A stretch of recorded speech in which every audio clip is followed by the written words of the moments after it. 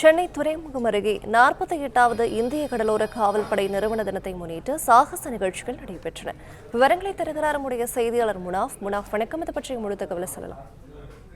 48வது இந்திய கடலோர காவல்படை தினத்தை முன்னிட்டு இந்திய கடலோர காவல்படை பணிகள் குறித்து பொதுமக்கள் தெரிந்து கொள்ளும் வகையில் செயல்முறை சாகச நிகழ்ச்சிகள் சென்னை துறைமுகத்தில் இருந்து 15 நாட்டிக்கல் மையத்தில் தூரத்தில் கடல் பகுதியில் நடைபெற்றது. இந்த செயல்முறை விளக்க சாகச நிகழ்ச்சியானது 24, 25, 26 ஆகிய 3 நாட்கள் நடைபெற இருக்கிறது.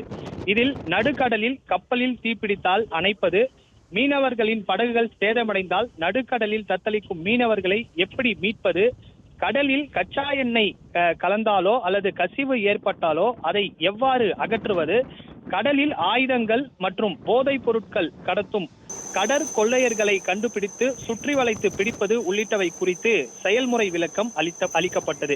அதைத் தொடர்ந்து ரோந்து பணிகள் மேற்கொள்வது, எதிரிகள் திடீர் தாக்குதல் ஏற்பட்டால் அதை எவ்வாறு தடுப்பது என்பது குறித்தும் செயல் விளக்க செய்து காட்டப்பட்டது.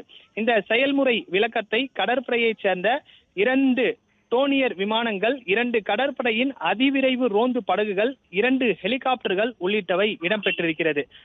குறிப்பாக இந்திய கடலோர காவற்படையில் மொத்தமாக 12,000 ஊழியர்கள் பணியாற்றி வருவதாகவும், இதில் கிழக்கு பிராந்திய கடற்கரையில் மட்டும் 2200 பேர் பணியாற்றி வருவதாகவும் குறிப்பிடத்தக்கது.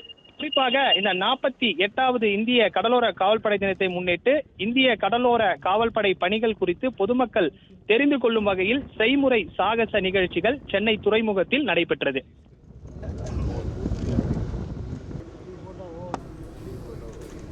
விவரங்களுக்கு நன்றி முனாஃப்.